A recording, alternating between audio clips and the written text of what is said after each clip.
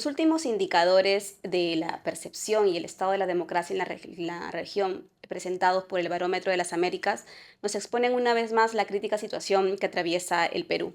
Hoy, para hablar de este tema, nos acompaña Patricia Zárate, investigadora y jefa de estudios de opinión del Instituto de Estudios Peruanos. Bienvenida, Patricia. Gracias por la invitación, Nelly. Quería comenzar felicitando primero por el trabajo que han hecho y te mencionaba que es importante entender también la situación de la democracia, la percepción que atraviesa el Perú sobre la satisfacción hacia este sistema en un contexto más regional, ¿no? Y cuando empezamos a ver los resultados del barómetro, vemos que en realidad la confianza a figuras que representan al Estado, como la presidencia o el Congreso, aparecen en los últimos lugares, ¿no?, de percepción de confianza. En el caso del Perú, por ejemplo, solo la confianza en la presidencia alcanza el 10%, ¿no? Y en el caso del Congreso es un 7%. Estamos en los últimos lugares de confianza en toda América Latina. ¿Qué nos puedes decir para empezar esa conversación sobre lo que reflejan estas cifras en torno a la democracia en Perú? Gracias. Mira, es bien interesante el tema que tocas porque eh, la confianza en la presidenta, o sea, en este caso la presidenta Boluarte, ¿no? Porque fue la encuesta entre marzo y abril de 2023 se hizo el trabajo de campo en Perú. En general la confianza en la presidencia, la satisfacción o la mejor evaluación de lo que hace un presidente en el país influye mucho en la adhesión de las personas hacia la democracia porque se supone que es quien nos representa democráticamente. Y en el caso del Congreso, ahí confluye no solamente el tema de la confianza en un poder legislativo, sino también el apego a la política o a los partidos políticos, porque coincide la confianza en el Congreso con la misma cifra de confianza en partidos políticos, que es 7%, y también estamos en el último lugar. Entonces creo que eh, esto explica también otros países, por ejemplo en El Salvador, donde la confianza en su presidente es muy alta y Salvador sale entre los primeros lugares de apoyo a la democracia, ¿no? Entonces sí hay una relación muy estrecha entre, somos una ciudadanía que vota por los personalismos, es cierto que es eso, pero también si ellos responden podrían encauzarnos a un apego democrático a las instituciones, al sistema, y no se está viendo eso. Ujú. Pero antes de pasar a la situación específica de Perú, mencionaste un tema que también lo había subrayado por acá en torno a la situación de El Salvador, ¿no? Es un país que en los últimos años está acusado de graves violaciones de los derechos humanos. Hay una denuncia en torno a la captura del poder por el régimen de Nayib Bukele. Y en todos estos indicadores, tanto en confianza, pero también en satisfacción a la democracia, sale como el país más robusto respecto a sus ciudadanos. Si ese es el concepto de democracia que están percibiendo los ciudadanos, ¿qué crees que está en juego en la región? Como te digo, influye mucho en la popularidad presidencial y es lo mismo que sucedía en Perú a fines de los 90 cuando también hacíamos encuestas sobre este tema. Todos los indicadores de confianza eran altos porque Fujimori era popular. Entonces, no necesariamente la cultura política democrática es tan intensa, y además El Salvador pasó por momentos de inseguridad muy fuertes. Incluso si no, viendo más allá de lo de los indicadores de democracia, si uno ve el indicador de protección de derechos básicos, El Salvador también está Sí, alto. es cierto. Y Perú está en los últimos lugares, ¿no? Entonces, Perú no cambia, digamos, está en 20% no 20%, Sí, entre 20, 20%, sí. El sí, Salvador está con 58%. exacto. Ujú. Entonces, sí hay, es una responsabilidad muy alta la que tienen las figuras presidenciales en lo que significa el apoyo a la democracia o encaminarnos hacia un régimen democrático, ¿no? Entonces, y además en el caso de Perú, hay cada vez más una debilidad de la figura presidencial como una figura de autoridad, ¿no? Entonces, eso también creo que son factores que merman nuestro apego democrático. Ha mencionado que este reconocimiento hacia una satisfacción o a lo que se considera como protección de derechos básicos en países como El Salvador puede estar relacionado a otros episodios como el que pasó el Perú en los años 90, ¿no? Donde hubo un régimen populista, pero también bastante autoritario.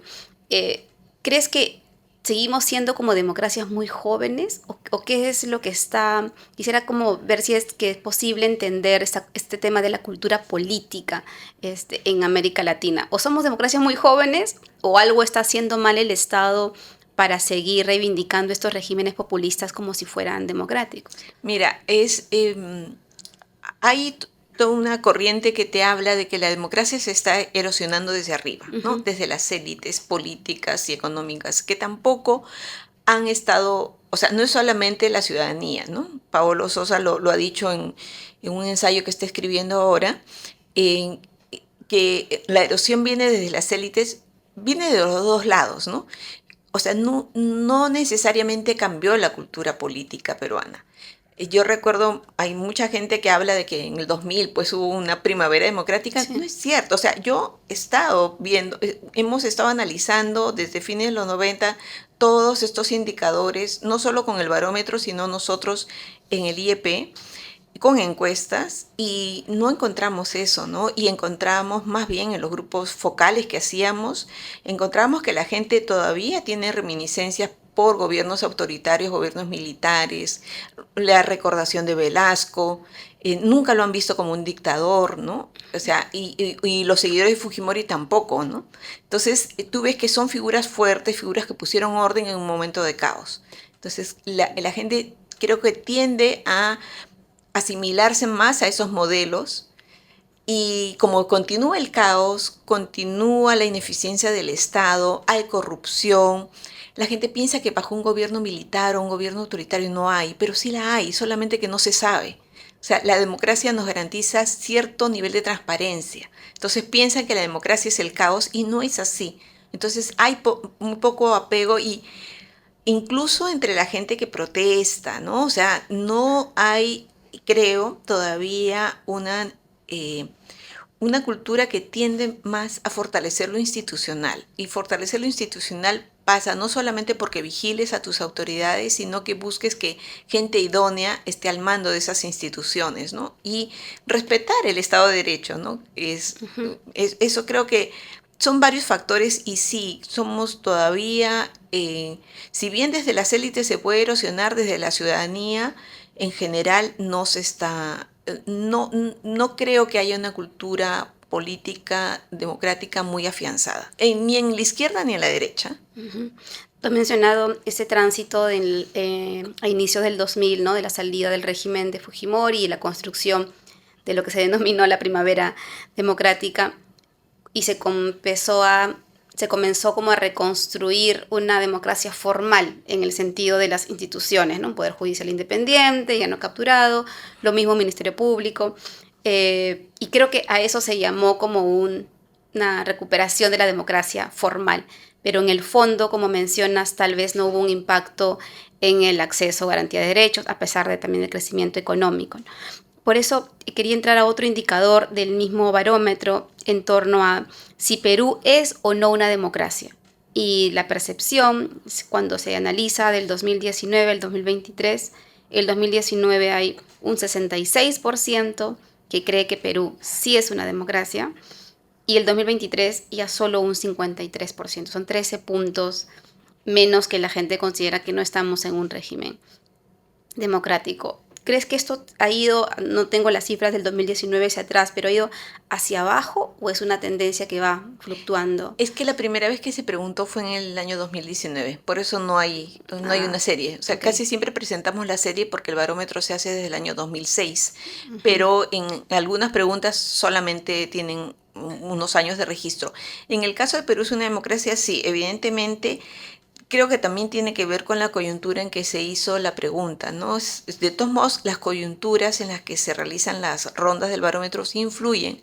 Y como el Perú se hizo entre marzo y abril, posteriormente a las protestas, todavía con una animadversión realmente y que continúa frente a la presidenta a que ella haya asumido el poder y no haya convocado elecciones, creo que sí refleja todo ese panorama político, ¿no? Ujú. Y en ese mismo rango de fechas, por ejemplo, ustedes han comparado también la percepción de satisfacción, ¿no? Cuán satisfechos estamos los ciudadanos sobre la democracia. Y pareciera que desde el 2014, 17, hay un descenso en esta satisfacción.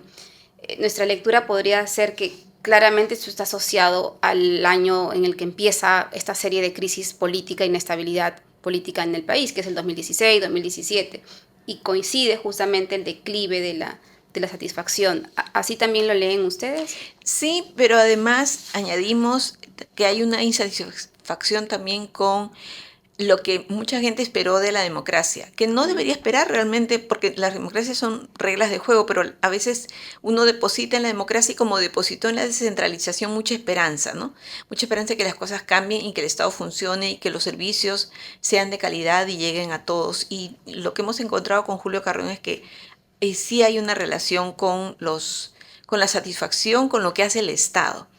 Ya mira, desde 2004, PNUD cuando hace su informe de desarrollo humano, esa vez lo hizo Lechner, si no me equivoco, lo que decía es, lo que te ayudaría a que la gente se apegue más a la democracia es un Estado que te dé cierta seguridad, ¿no? Más igualdad, y capacidad estatal. Entonces creo que esa poca capacidad estatal creo que también influye en la satisfacción que tenemos con la forma en que realmente funciona la democracia. Porque la primera pregunta es si apoya la democracia como régimen, que nos Ujú, mantenemos más o menos igual la mitad, ¿no? La ujú. mitad no es alto, o sea, es bajo, pero es la mitad.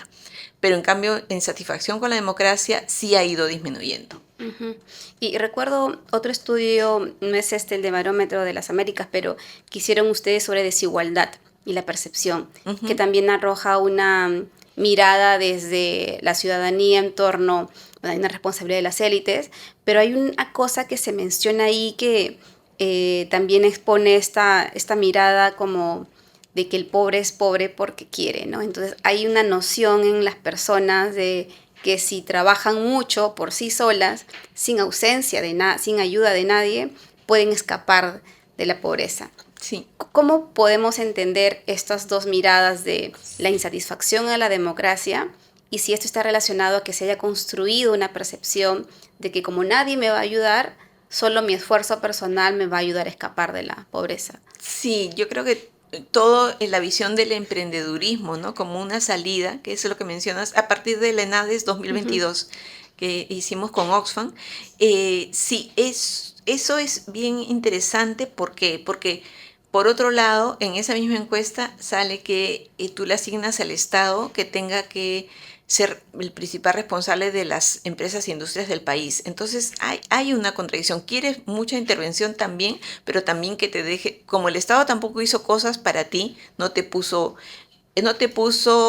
terrenos saneados, invadiste, tú hiciste lo del agua, tus pistas, lo que sea. ujú. Entonces, te cierras con cierto poder de autonomía, ¿no? Frente al Estado. También creo que tiene que ver con eso, como cierta irresponsabilidad, ya que no hicieron nada por mí, yo porque voy a ser responsable hasta el Estado.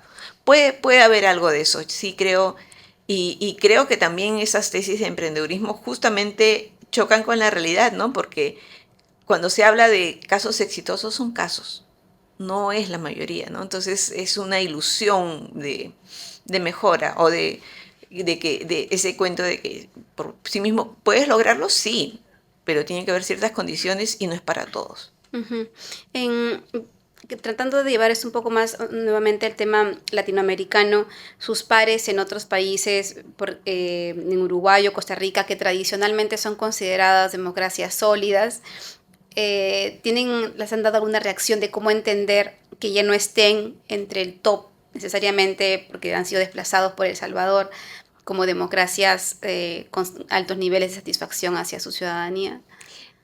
Mira, en Uruguay particularmente está habiendo un problema de inseguridad muy fuerte por la presencia del narcotráfico, ¿no? Siendo un país tan pequeño, Eso sí está en aumento, el tema de inseguridad. Pero con respecto a sus instituciones, a los partidos, en general, se mantiene bien. O sea que lo de El Salvador durará un tiempo, ¿no? Pero creo que estas democracias, sobre todo la uruguaya, la costarricense, sí han estado bien consolidadas, están sufriendo algunos embates. En el caso de Costa Rica no sé bien lo que esté pasando, pero en el caso de Uruguay sí hay un problema de seguridad ciudadana que están viviendo, ¿no? Entonces, para ser un país tan chiquito, se nota. Acá tenemos narcotráfico hace años, ¿no? Entonces, digamos, sabemos que tenemos el problema, pero somos un país más grande, ¿no? Ujú. Pero igual el indicador de inseguridad y percepción de seguridad en el país también siempre ha sido alto, pero está asociado directamente también a la confianza que le puede dar al régimen o al sistema, ¿no? Sí, en el caso de Perú siempre o sea, esta vez bajó la sensación, primero la victimización por delincuencia y también la sensación de inseguridad. Bajó de los primeros lugares del país con mayor victimización. Siempre les sorprendía a nuestros colegas centroamericanos que Perú apareciera tan alto. Y es porque, bueno, a diferencia de ellos que tienen una tasa de homicidios muy alta, nosotros no es que nos matáramos mucho, pero te robaban al paso. Y había muchos robos y aumentaba la extorsión. Y la inseguridad, sí, ahí sí, la sensación de inseguridad sí tiene que ver mucho con que haya presencia policial, que confíes en tu policía, y esa sensación además de inseguridad, sobre todo, es mayor entre las mujeres, ¿no? Ujú. Y además de la inseguridad, ustedes han medido el tema de las economías ilegales, ¿no? Y la percepción a estas economías. Y hay un dato que incluso se destaca como que hay un 13% de personas que consideran que hay un impacto positivo, un efecto positivo de esta economía ilegal dentro de En su en economía. su economía de vida, ¿no? En su proyecto, digamos, familiar o en la sociedad, la localidad en la que está. Sí, sí, el impacto en el departamento ha sido positivo, ¿no? Y ese 13% se mantiene desde el año 2017 que hacemos esta pregunta. Lo que va variando, quizá por la forma en que hemos hecho la pregunta, que no ha sido tan consistente, es la importancia. Si se pudiera, o sea, más allá de la inconsistencia, lo que sí vemos también es que ha aumentado quienes identifican a la minería ilegal como una economía ilícita importante frente al narcotráfico. El narcotráfico como que siempre superaba a las demás por bastante. Ahora ya está a la par o superado por la minería ilegal. Pero sí hay estas sensaciones, un 13% no es un porcentaje alto, pero lo que tiene la economía ilícita, a diferencia pues de economías extractivas que no te dan tanto acceso laboral, en la economía ilegal realmente en los eslabones más bajos sí es factible incorporarse, ¿no? Te da eh, cierta inclusión laboral. Ujú. ¿Quiénes son los que más padecen la exclusión laboral? Jóvenes y hombres, ¿no? Entonces, que es justo a las personas que puede captar. O puede ser vista también como una forma de ingreso adicional, ¿no? Para compensar tu actividad agrícola o agropecuaria, que es lo que pasa en algunos lugares de la selva alta, ¿no? Ujú. ¿Y se ha logrado profundizar en si esa lectura de impacto positivo es al mismo tiempo un reconocimiento de que es una actividad positiva en el sentido más de impacto ambiental o social? ¿O la Mm. pregunta mide cómo ha impactado, si es bueno o malo para la economía de la región? No, como es una encuesta, el objetivo del barómetro es básicamente tener datos nacionales que esconden muchas veces los promedios, o sea, en los promedios siempre esconden las diferencias al interior de cada país, ¿no? Entonces te permite muy bien ver la comparación nacional con respecto a otros países, pero para información más precisa, no tanto. Pero lo que sí hemos encontrado también, y quizá me estoy adelantando alguna pregunta que me puedas hacer, es que ha aumentado la priorización del crecimiento económico frente al cuidado del medio ambiente. Siempre hacemos esta pregunta, ¿no? En una Ujú. escala, ¿dónde te ubicas más? ¿O proteges el medio ambiente o tiendes más al crecimiento económico? Y ha aumentado quienes están pensando más en priorizar el crecimiento económico, y quizá tenga que ver también con los datos de economía que saca el barómetro, ¿no? De si la situación económica ha sido peor o no Ujú. que un año antes. Entonces sí creo que tiene que ver, o sea, habría que explorar ahí Y en el caso de la minería ilegal, hay unos estudios recientes bien interesantes que han hecho en el IEP, bueno, que los hicieron hace un par de años, pero están publicados recién, con la con pandemia, los retornantes Ujú. comenzaron a hacer exploración y explotación de minería, que ellos no llaman minería ilegal, sino comunal, debajo de sus tierras, o sea, de manera informal, ¿no? Entonces, le da cierto nivel de legitimidad al decir que es comunal, pero eso no cuida el medio ambiente para nada, porque los criterios que hay para cuidar el medio ambiente son muy exigentes con la empresa formal, pero no con la informal o ilegal, ¿no? Entonces, sí hay todo un panorama que hay que ver realmente, pero de manera o cualitativa o con estudios específicos, ¿no? Ujú. Claro, en este sentido de estos derechos básicos como a la educación, a la salud pública, después de una pandemia en un país que fue el país que registró la más alta mortalidad, pareciera que sí, las personas están demandando de alguna forma un reclamo a estos derechos básicos y no poniendo en el mismo nivel otros, porque solo se puede buscar más derechos como al ambiente o incluso a la igualdad de género, por ejemplo, si es que tengo satisfecho lo más elemental, ¿no? Que es la salud y la educación. Y quería ir hay un punto que no está necesariamente en el barómetro, pero sí dentro del estudio que se hizo sobre el pulso democrático, que analiza el periodo del estallido y las regiones, ¿no? Y más allá de las cifras, hay un tema que pone énfasis en la confianza hacia las instituciones castrenses, hacia las Fuerzas Armadas. Y el periodo que analizan, claro, es precisamente el del estallido y la represión policial y militar.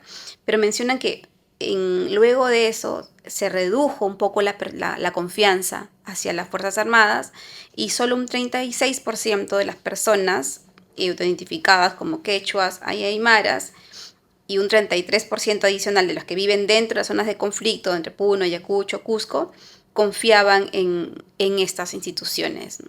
Estamos hablando de un tipo de percepción hacia la autoridad. Si no funciona el Estado, tampoco las Fuerzas Armadas y Militares. ¿Cuál es el análisis que hacen de esta mirada? Sí, mira, la confianza en las Fuerzas Armadas subió mucho post pandemia, al igual que todas las instituciones. Cuando nosotros hicimos una encuesta off the cycle del barómetro en el año 2020 y Uh-huh. todo era muy hacia arriba, ¿no? Porque la gente estaba pues con miedo, estaban en cuarentena, en fin. El año 2021 todavía registra esos niveles altos. Hay un pico de confianza alta en las Fuerzas Armadas de más del 60% en el año 2021. Pero en el año 2023 vuelve a su nivel prepandemia. O sea, claro, si uno dice, sí, bajó desde 2021 a 2023, pero bueno, en realidad se normalizó. El promedio está igual, no varía. El hecho de que estas poblaciones sí tengan, es comprensible que tengan una mayor confianza por la represión de que han sido objeto, pero no hay un impacto en el promedio nacional.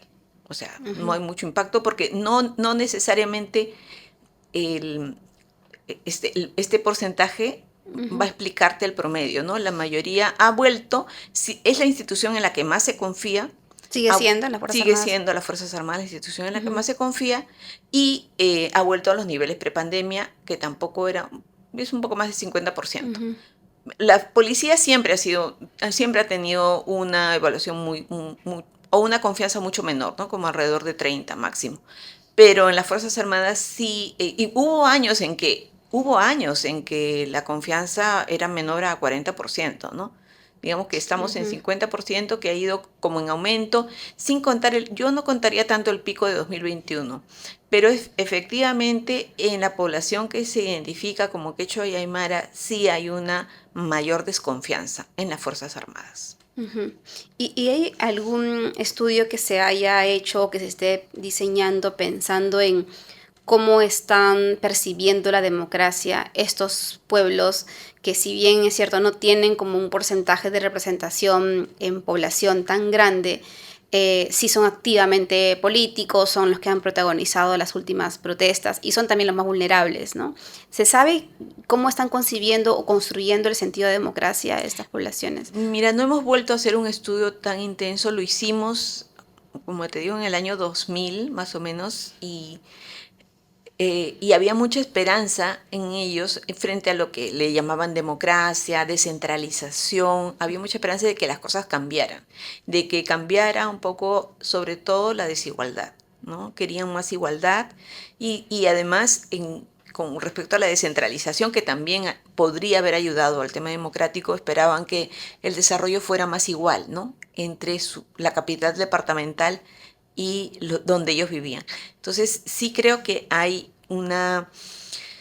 son dos cosas. Primero, que creo que es una zona donde puedes actuar con base en la confianza, en los lazos de participación, en la pertenencia a comunidades que de todos modos te da una identidad positiva. En lo que respecta a entender las reglas de juego, de cómo funciona una democracia, de que las discusiones son políticas y que no se toma pues decisiones, protestas y ya hay una decisión inmediata.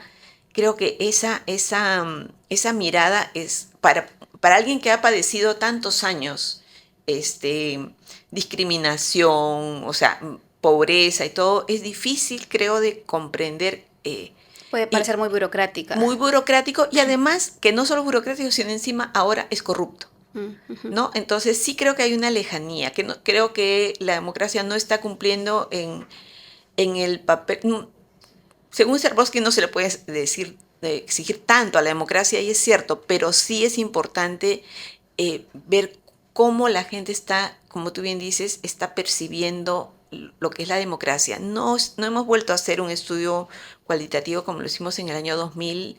Entre 2000 y 2002 sí hicimos varios estudios sobre este tema y era bien interesante, ¿no? Que la gente se sentía muy postergada. Fuera de Lima, sobre todo, la gente se sentía muy postergada y la democracia ni la descentralización cumplieron con esa esperanza que se le había dado. Sí, es que parece insostenible por momentos defender un sistema que no genera satisfacción. Es como vender un producto que la gente considera que es pésimo, ¿no? Sí. Y ese reinventar es precisamente, ya había presentado señales de alerta hace muchísimo tiempo en Perú. Casi todos los candidatos que tenían mayor intención de voto, por ejemplo, en la zona surandina, que es la más pobre, la más excluida, siempre tendían a candidatos que prometían cambios en el sistema o prometían igualdad o conceptos en un sentido más progresista, digamos, ¿no? No todos, ¿eh?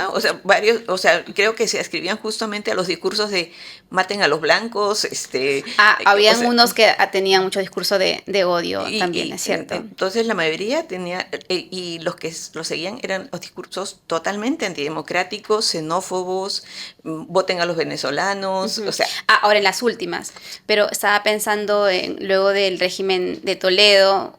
O sea, Ollanta en un momento llegó a concentrar muchos votos porque era el candidato antisistema, ¿no? El que iba a cambiar las cosas. Algún momento también llegó a estar bastante alto Verónica, ¿no? En el sur. Entonces siempre ha habido como algunas banderas dentro del sistema político que te iban diciendo, bueno, aquí están votando, aunque no son representativamente grandes, hay grupos que están votando en el sur hacia estos candidatos que proponen cambios, pero estos cambios fueron postergados una y otra vez también por el mismo sistema. Claro, o sea, creo que bajo el gobierno de Humala es donde se hicieron políticas mucho más inclusivas, o sea, y que incluso hasta ahora se siguen manteniendo, no es porque le tenga preferencia los programas sociales, ¿no? En programas sociales, en lo que es el MIDIS, por ejemplo, la creación del MIDIS. Pero la gente quiere cambios muy, muy concretos, de que las cosas cambien de un día para otro. Es bien complicado eso, ¿no? Creo que no había mucho progresismo. Si tú ves en estas zonas, todos los derechos liberales no son tan queridos, o sea, quieren que vuelva el servicio militar, no les gusta el matrimonio entre personas del mismo sexo, no justifican el aborto. Hay una serie de derechos liberales que no los quieren, ¿no? Y obviamente hay mucha xenofobia. En la época de Humala quizá no tanto, pero ahora sí. Pero y sí es un punto importante, porque con la caída de Castillo cada vez creo que estas personas han sentido que no se respeta el voto. Y en ese sentido, la confianza en las elecciones, que es un elemento clave, o sea, no sé si lo único, pero lo que la gente inmediatamente te asocia con democracia, es donde menos confianza hay. Exacto. Sí, justo acá tenía las cifras de que las elecciones en el Perú estaban entre una de las más reconocidas. No teníamos, habíamos superado ese tema en los últimos procesos electorales hasta que llegó el 2021. No, ¿No? desde ¿Crees que antes. porque las cifras aparecen que ha ido bajando? Bajando, pero, o sea, pero no es 2021, sino si tú ves las encuestas del Jurado Nacional de Elecciones, la gente desde 2016 cree que hay fraude. O sea, cada vez cree que, o sea, y no desde ahora. Lo que pasa con 2021, yo creo que la gran diferencia entre 2016 y 2021 es que los medios de comunicación de Lima se plegaron, no tan explícitamente, pero se plegaron mucho con la teoría del fraude. Sí. Entonces, pero que la gente cree que o sea, una cosa es lo formal, ya que la OEA, la Unión Europea, todos tenían sí, sus elecciones son muy buenas y todo ya en el plano formal, y para la prensa extranjera y para los progresistas, para la élite cultural. Pero para la ciudadanía en general hay fraude. Pero sí mencionaste el 2016, pero creo que fue las elecciones en las que por primera vez se empezó a deslizar la idea de un... No fue tan explícito como el 2021, pero desde el 2016 hubo una demora en reconocimiento de los resultados, hubo algunas palabras que podían decir. Y ahí entraba un poco también a ver si ya la misma situación de los procesos electorales pueden estar mellados, como mencionan acá, solo un 22% confía en las elecciones, y la institución como la OMPE, el jurado, también arrastran ataques sostenidos o persecución en algunos casos de ciertos grupos políticos. ¿Hacia dónde puede ir caminar un siguiente proceso electoral? ¿Con qué nivel de confianza vamos a enfrentar las elecciones? Bueno, parte del problema han sido justamente el jurado y la OMPE. O sea, y quienes han hecho las leyes de partidos. Porque te dan, o sea, el hecho de que en las elecciones de 2016 hayas eliminado los dos primeros candidatos, o sea, hay demasiada burocracia. Se le ha planteado al fujimorismo en el año 2016 todo en bandeja de plata para que tenga una mayoría de 73 congresistas. La gente no se siente representada. No salen, no van al Congreso los congresistas más votados, porque hay una idea detrás de que hay que preservar unos cascarones vacíos que son los grandes partidos nacionales. O sea, no es que solamente que sea un ataque a la OMP y al jurado, se lo han buscado. O sea, porque las reglas se han diseñado también así, ¿no? Las reglas se han diseñado mal y hay mucha burocracia en el mismo jurado. O sea, el hecho de que por la hoja de vida en esto ya te sanciono. ¿De verdad? O sea, ¿de verdad? O sea, le ponen el camino difícil a los buenos. O sea, ¿quién va a querer meterse en política con toda la burocracia que hay? Nadie. Y solamente el que tenga incentivos y que el día, mira, acá hay plata como cancha, yo voy a poder robar. O sea, puedo ya darme el lujo de hacerme toda esa burocracia y saltarme y todo el credencialismo que me pide el jurado. O sea, yo sí creo que hay una seria, que no es que, ay, pobrecito el jurado y la OMP, pese a que son instituciones que yo respeto, que son atacados por unos grupos políticos. No, acá parte de la crisis también tiene que ver con esas entidades y con las leyes de partidos que tenemos hasta ahorita. Y este exceso de detalles en los análisis, en las hojas de vida, también va asociado a cómo los medios cada vez han tenido tenemos un rol más activo dentro de la rendición de cuentas en los funcionarios, en los partidos políticos. ¿Crees que esto puede ser una consecuencia también de, bueno, que atravesamos un régimen autoritario y corrupto entre el 90 y el 2000, y luego empezamos con Odebrecht y caso Lavajato, que hay un exceso no sé si de fiscalización o de rendición? ¿Cuál crees tú que puede ser la lectura? Porque si lo hacen a uno, empiezan a hacerlos a todos. Entonces me imagino que desde el ente electoral puede decir, bueno, si es que no analizo esto o no lo sanciono porque se equivocó en su hoja de vida o omitió algo en particular, luego me van a decir que estoy favoreciendo a este candidato. Claro, porque al final, más que el poder de la ciudadanía o la representación, quienes deciden las cosas son los abogados. Y no tengo nada contra los abogados, pero, o sea, a mí no me representan. A mí me representa la gente por la que voto, no unos abogados que van a decidir, mira, no puso 2X acá y puso una X acá. Y en general es así, y ha sido con muchas normas que se hicieron post Fujimori. Cuando vacan a Susana Villarán, ahí recién la élite cultural voltea y dice, ay, lo de, ¿cómo hacen esto? O sea, ustedes mismos hicieron las normas, por favor. Ujú. Este, entonces, no se han y no fueron conscientes de todos los problemas que trajeron esos de municipalidades pequeñitas, que ya no hay tantas revocatorias, como hubo una explosión de revocatorias luego de que interviniera la élite cultural o la gente que buscó cambiar las normas, ¿no? Entonces, hay unas responsabilidades ahí y que van más allá del fujimorismo, que es el rollo que mucha parte de la élite cultural tiene, ¿no? El Ujú. fujimorismo fue malo, lo derrotamos en el 2000, pero el 2016 volvió a ser malo porque fue una presión del Congreso. O sea, creo que hay que salir de ese discurso de solo culpar a uno, sino en el que estamos metidos todos, ¿no? Ujú. Si el proceso electoral del 2021 fue un proceso intenso, crítico, además que vulneró el derecho al voto de muchos ciudadanos que fueron expuestos públicamente, ¿no? En televisión, y mencionaste el papel de los abogados. En ese episodio fueron los estudios de abogados los que también impulsaron varias tachas. ¿Cómo crees que se va a poder llevar a cabo un siguiente proceso electoral, el que viene un par de años, ¿no? Si es que es en un par de años, con estos niveles de desconfianza hacia las instituciones y con ese precedente además, ¿no? De que hay que hacerlo todo en mesa? Bueno, sí, ya tenemos un problema de fragmentación que va a continuar. En el 2016 no hubo esa presencia porque ganó Kuczynski. Era Kuczynski que los medios lo querían frente a Keiko. Acá fue al revés. En el 2021 fue un Castillo, que, bueno, aparte de corrupto, malo y golpista, pues ganó las elecciones Ujú. legítimamente. Entonces, dependerá mucho quiénes queden al final. Creo que debería haber un mayor control, sobre todo los medios, porque finalmente son los medios.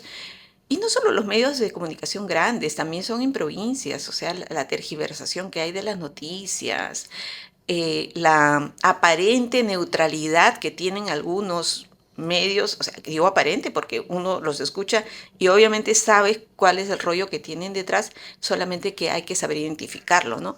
Entonces creo que ahí sí hay un papel bien importante, porque sí lo tuvieron para la teoría del fraude, Ujú. y es hora de que eso cambie, ¿no? Y yo no sé, desde el punto de vista, obviamente, con todo lo que han hecho el Congreso con respecto a la OMP y al jurado, sí yo temería mucho, pese a la crítica que yo tengo frente a lo que hizo el Jurado Nacional en el año 2016, sí es una institución que nos garantizaba unas elecciones limpias. Entonces sí creo que ahora sí va a haber desconfianza de todo lado y yo esperaría que los medios tomen una responsabilidad, ¿no? Un medio como Ojo Público va a llegar a cierto público, pero los medios nacionales que llegan a toda la ciudadanía son los que tienen una gran responsabilidad. Ujú. Y ahí entro justamente al otro indicador que mencionan en la pregunta sobre confianza en los medios, ¿no? Y nuevamente Perú aparece en el penúltimo lugar, o sea, solo antes de Trinidad y Tobago, con 25, apenas 25% de confianza, ¿no? O sea, tenemos una elevada tasa de desconfianza que en perspectiva ha ido también reduciéndose, ¿no? Estamos en un 25%, pero en algún momento, el 2006, llegamos a 49% de confianza, de desconfianza, perdón. Claro, no, de confianza. Y hemos bajado del 54 al 25, ¿no? ¿Por qué tan poca gente confía en los medios en Perú? Lo he mencionado en algunas partes, pero es solamente una mala decisión como la que tuvieron un grupo de medios de alcance nacional en reforzar la teoría del fraude a pesar de que no había evidencias, o también se sostiene en las campañas de desinformación generadas en redes sociales, los ataques que hay hacia los medios desde las autoridades políticas. ¿Qué A, más puede estar detrás de esta elevada desconfianza? a ver, si uno ve el sur, nosotros hicimos un análisis del ecosistema de información en el sur y lo que encontramos sí era una alta desconfianza con respecto a los medios de Lima.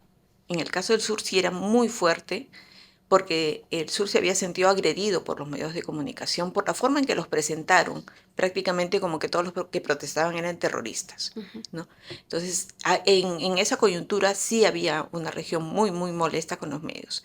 En los otros casos, creo que cada vez desconfían de la prensa porque no sienten las redes sociales de alguna manera les dan cierta inmediatez. La gente confía más en la radio, en redes porque siente que puede dar también su opinión.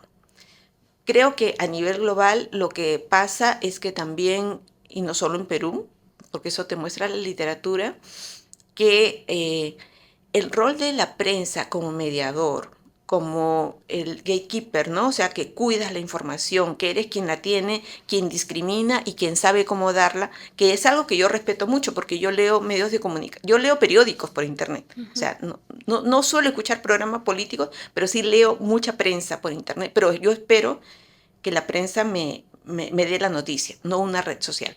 Ahora, la gente en general se informa más por las redes de los medios de comunicación, ¿eh? Te dicen las redes, pero utilizan las redes de los medios de comunicación nacional. Entonces, creo que hay una mezcla entre esa información que según ellos no pueden contrastar, lo que hay en prensa escrita. Creo que es eso. Creo que hay una sensación de que si un usuario siente que no puede contrastar, prefiere la noticia falsa de un video que le ponen de México, pero le dicen que es en Perú y prefiere eso porque lo está viendo. Y no tanto en comparación con lo que te dice la prensa, que sienten que no lo van a poder contrastar, no lo están creyendo. Sí, tiene que ver con los fake news, es cierto, y con esta sensación de que si piensa como yo le creo y si no, no, es también. Sí, porque es incluso en países que tienen tasas más elevadas de desinformación, como Brasil, ¿no? Donde vio campañas sistemáticas. Brasil está en un 46% de confianza, ¿no? Casi la mitad de su población. Y sí, el caso de Perú es bastante dramático, siendo un país además con pocos medios, ¿no? No somos un gigante como en país en el ecosistema informativo. Para terminar, Patricia, una de las cosas que hemos estado hablando, y ustedes también lo miden acá, tiene que ver con la palabra confianza. Confías en la democracia, confías o no en ciertas instituciones. Y uno de sus interrogantes hacia los encuestados es si confía en las demás personas, ¿no? Y mide la confianza interpersonal. Y en el caso de Perú, también estamos en el penúltimo lugar y solamente un 43% de personas confía en el otro. Sí, tiene mucho o algo de confianza en las personas de su comunidad. Sí. Incluso cuando hicimos la misma pregunta en alguna encuesta de opinión del IEP, lo que encontramos es que confiaba más en los peruanos en general que en gente cercana, en gente que vive con ellos. Entonces, ¿Cómo así?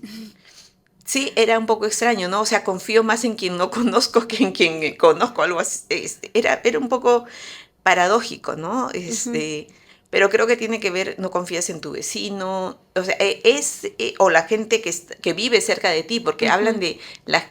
hablando de la gente de por aquí, la pregunta tiene que ver con la gente que vive cerca. Entonces, si bien en las zonas rurales hay una mayor confianza en esa pregunta, en las zonas urbanas no tanto, pero eso te impide, creo, y ya lo he dicho también, o sea, uno de las formas de participar en democracia es crear lazos, ¿no? Y la confianza es el primer paso para ir creando lazos para participar juntos en ver si se puede cambiar algo, ¿no? Y creo que la confianza interpersonal, el hecho que siempre estemos tan abajo, a veces estamos encima de Haití o a veces encima de Bolivia nada más, Sí. que casi siempre somos, o Brasil, que también tiene una baja confianza interpersonal, nos ubica en un panorama un poco desalentador porque si no confías, ¿cómo participas? ¿Cómo te juntas con otras personas para hacer algo en común? Y hacer algo en común significa no solo tomar una carretera, sino crear algo, crear una organización, pasar a una acción social, luego quizá pasar a una acción política. Entonces, ese camino que se supone que la ciudadanía te llevaría para participar más activamente en la democracia, creo que tiene su primer obstáculo es esa falta de confianza. Pero incluso está relacionado a esto otro que mencionábamos sobre la percepción en torno a cómo salir de la pobreza, ¿no? Que yo solo lo voy a poder hacer. sin tener a ninguna ayuda de mi comunidad o de nadie más, ¿no? Es una mirada bastante individualista de cómo funciona la sociedad en su conjunto, ¿no? Sí, bueno, o sea, si te ponen en el plan de que tienes que cocinar con todo el mundo para poder comer, yo también me sentiría mal, ¿no? O sea, creo que también hay o sea, es cierto que el individualismo per se no necesariamente es positivo ni negativo, ¿no? Pero creo que también mucha gente ha padecido por el hecho de que siempre ha tenido que salir en grupo, quizá de algunas cosas, ¿no? Como te digo, hasta poder comer. ¿Quién no quisiera cocinar en su casa y comer lo que uno quiere? Pero la necesidad te lleva a tener que unirte con otras personas para hacer una olla común. No creo que eso sea un ideal tampoco. Claro, el derecho a la alimentación ni siquiera está garantizado. La última pregunta, Patricia, dentro de todos los indicadores que han encontrado sobre la salud de la democracia en el Perú, ¿cuáles crees tú que serían los puntos focales tal vez más relevantes que deberían estar mirando los movimientos políticos, los grupos políticos, para tratar de salvarlo en este proceso que nos va a tocar de reconstruir y recuperar la democracia? Bueno, el tema de la confianza en las elecciones es bien importante. O sea, no solo implica las entidades, sino que ahora está en riesgo, ¿no? Está en riesgo incluso que tengamos unas elecciones limpias. No que la gente cree en fraude o no, que eso va por otro canal, pero sí creo que está en riesgo el hecho de que tengamos elecciones limpias con tanta intromisión que hay del Poder Legislativo. Ese es un punto que como partidos sí deberían, o sea, sí deberíamos cuidar. El, y, y en general todo lo que tiene que ver con elecciones y con todo lo que es la reforma política, y no creer que las PASO iban a ser la solución de todo también. Bueno, ese es otro tema que sería cuestión de discutirlo. Pero, por otro lado, es la confianza y ver cómo de alguna manera se puede, o sea, o cómo inciden, porque hay la participación o el Estado está en diferentes niveles, cómo puedes incidir en mejorar ciertos servicios o darle más capacidad al Estado para poder, por lo menos, dar acceso a las personas a los servicios básicos. Justo salió el informe pues, de pobreza del INEI, ¿no? Que no tienen acceso a agua, a electricidad o a internet. Entonces, creo que y agua, alcantarillado, o sea, todo tiene una Con cadena, pues derechos básicos, ¿no? lo que te viene la Ujú. salud, o sea, cómo vas a estudiar si estás, si no tienes las condiciones para hacerlo, o sea, todo eso básico está muy relacionado también con lo que puedas participar. Si no puedes acceder a todo, ¿cómo participas? No solamente en una organización que te ayude a paliar el defecto estatal, sino en algo propositivo, en algo en que tú te plantees cambiar cosas, que tú te propongas vigilar a los ciudadanos y que no solamente ese tipo de participación esté restringida a quienes tienen un nivel socioeconómico más alto o a los más jóvenes o a los hombres. Bien, Patricia, muchas gracias por acompañarnos. No, gracias a ti, Nelly.